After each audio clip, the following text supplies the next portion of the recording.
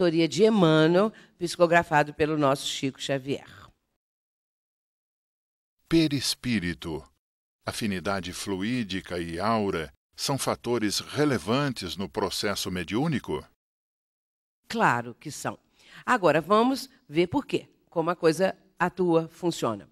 Nós temos que lembrar que o perispírito não é encerrado no nosso corpo físico como dentro de uma caixa.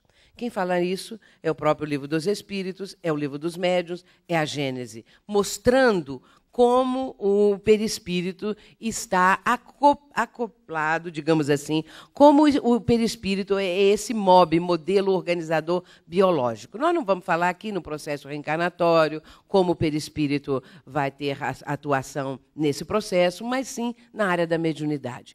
Mas nós temos que lembrar as propriedades do perispírito. O perispírito tem muita propriedade, várias, não é? E, nesse caso, nós podemos citar algumas. A penetrabilidade, porque num recinto completamente fechado, o espírito pode vir com o seu perispírito e atravessar a matéria física, não é? A matéria concreta.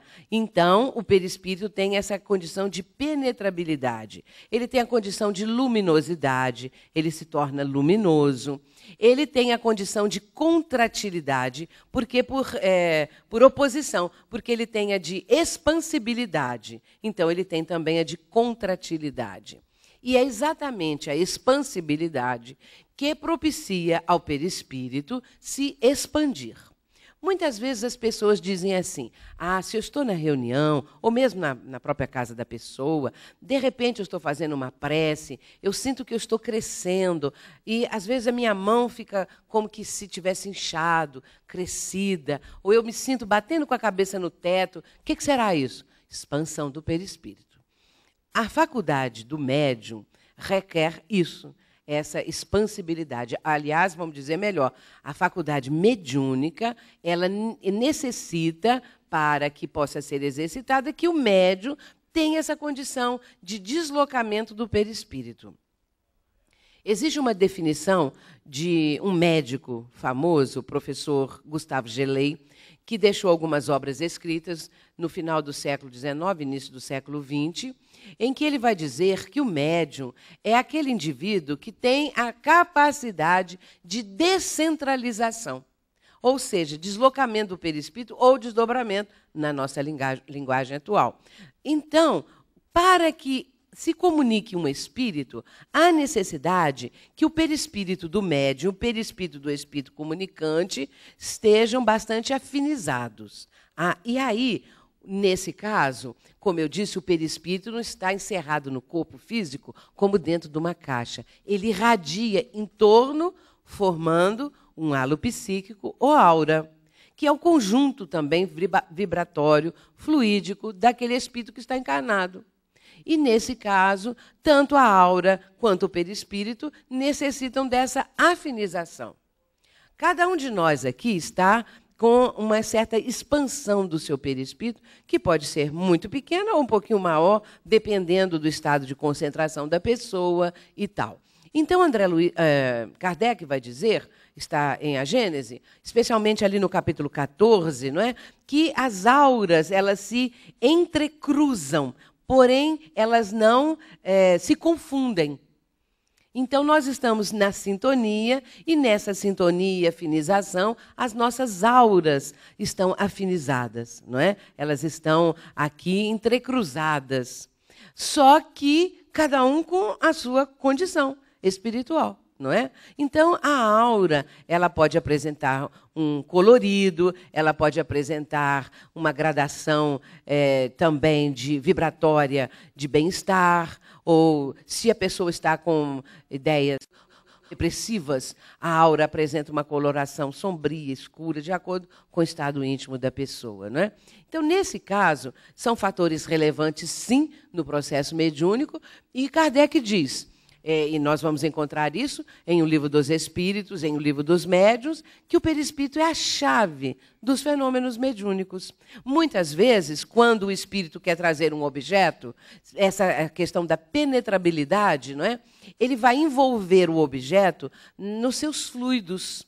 Agora, em qualquer fenômeno mediúnico, ele necessita também do medianeiro. Ele vai retirar os fluidos do médium encarnado necessários para um processo, um fenômeno mediúnico qualquer. Então, é sempre afinidade fluídica entre encarnado e desencarnado, para que aconteça vidência, para que aconteça transporte de objetos, para que aconteça qualquer tipo de fenômeno mediúnico. Então, sempre estarão presentes esses 3 componentes que nós acabamos de mencionar.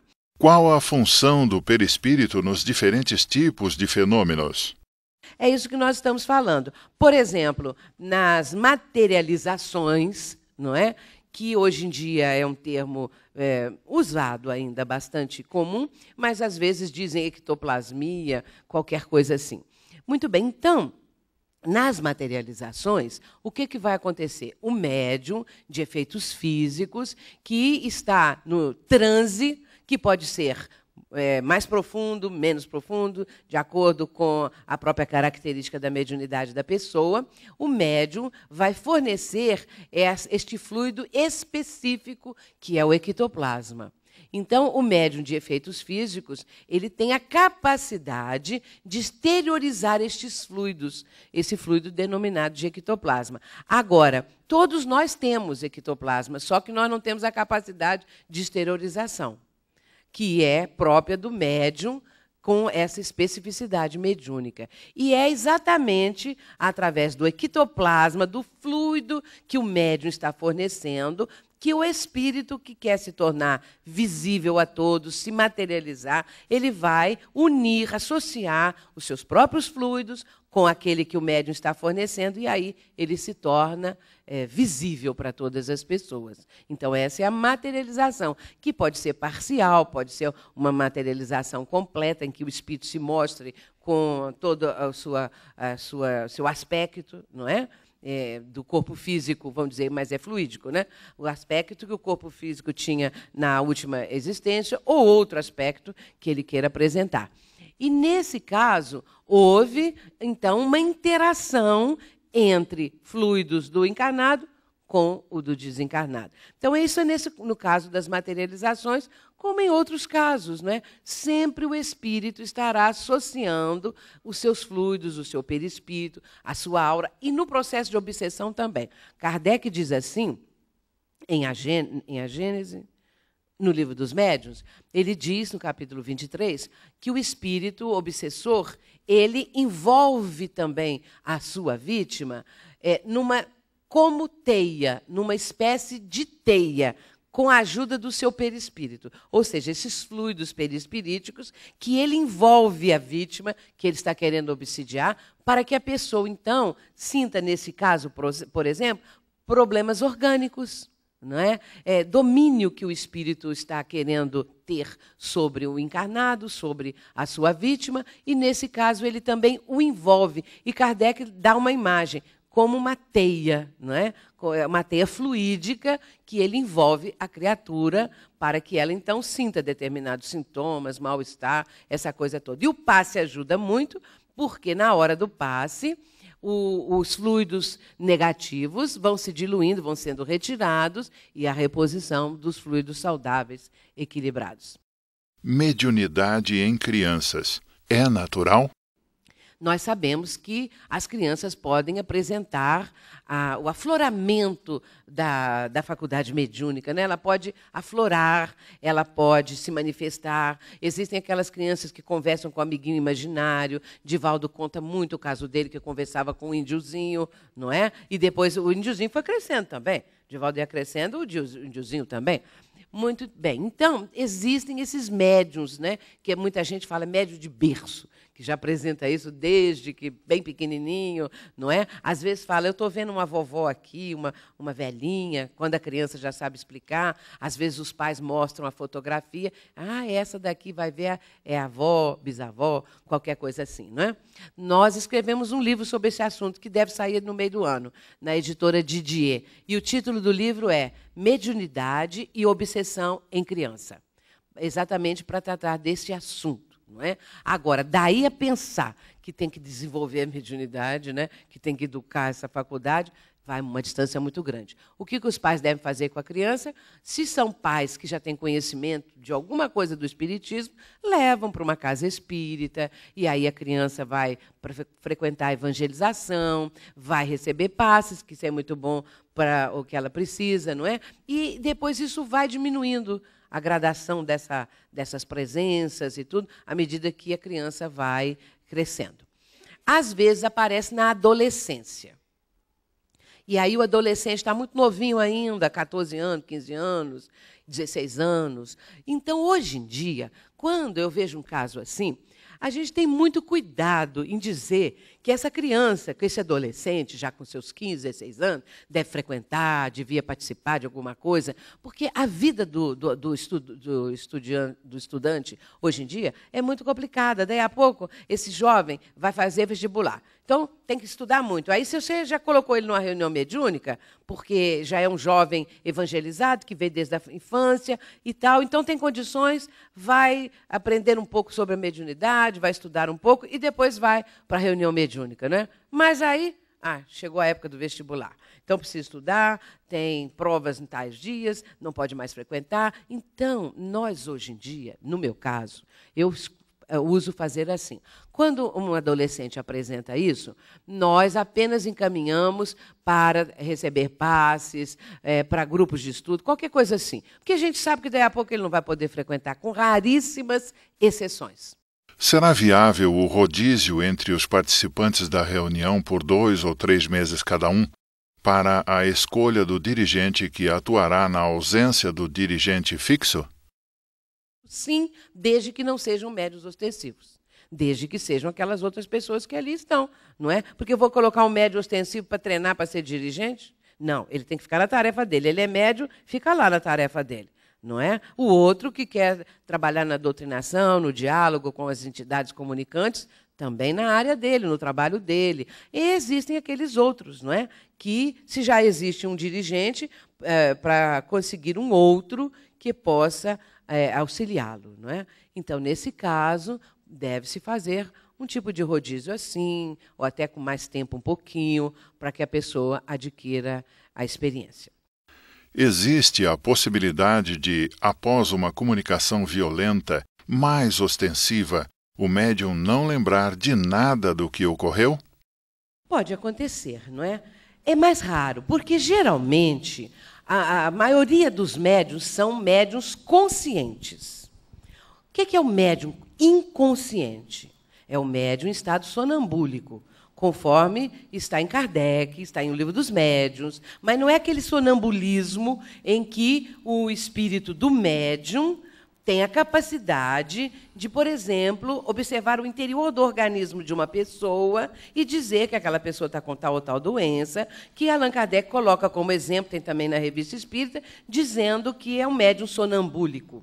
No caso, é André Luiz, observando a mediunidade de Celina, olhem lá, nos domínios da mediunidade, Celina.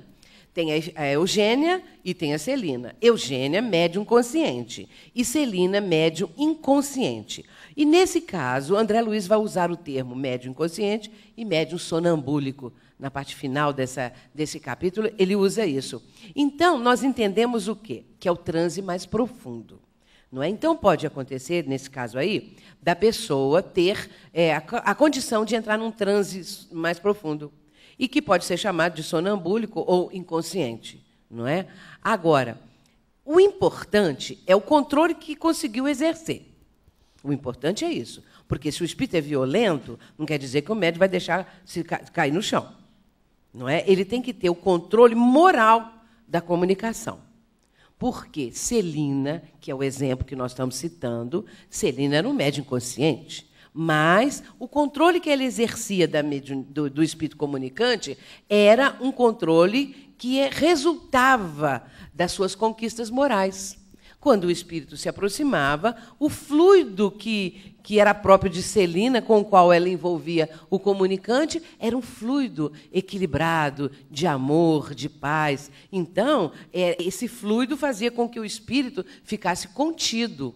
E ali ele fica como se fosse um peixe, contido numa rede. Embora ele quisesse fazer determinadas coisas, o médium não deixava, não é? Por quê? Cair no chão, dar murro, virar a mesa, a coisa toda, não é? Então, isso aí não é o médium educado, não é o médium que tem o controle.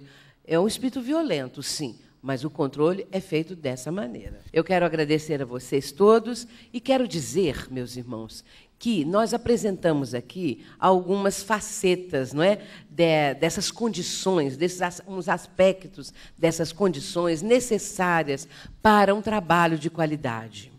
É claro que nós estamos apresentando aquilo que é ideal, aquilo que nós temos que alcançar, mas é um trabalho constante dia a dia, que nós vamos adquirindo isso, aquilo. A espiritualidade não espera de nós as condições ideais, que é difícil de alcançar. Ela espera o médium, o doutrinador, o dirigente, o participante do grupo mediúnico, que está se esforçando para chegar lá.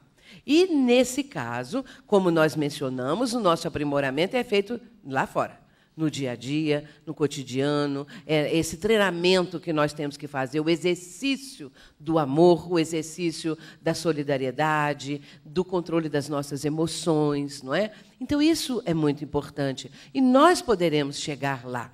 Eu uso, no final desse seminário, que eu apresentei uma parte só do seminário, não foi toda, não. Eu uso, na parte final, como exemplo de qualidade na prática mediúnica, a reunião dos suicidas, que foi organizada para atendimento aos suicidas e que está narrada no livro Memórias de um Suicida, da nossa querida Ivone Pereira.